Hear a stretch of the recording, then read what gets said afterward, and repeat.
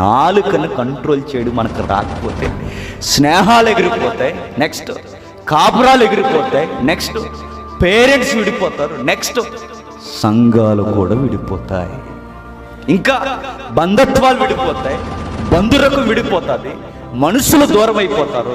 ఇది ఏకంగా ప్రకృతి చక్రానికి చిచ్చెట్టేస్తుంది.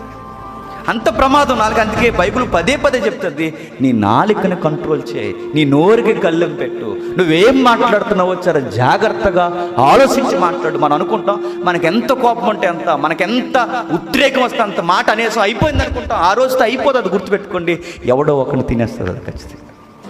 ఏదో ఒక జీవితాన్ని నష్టపరచడం స్టార్ట్ చేస్తుంది.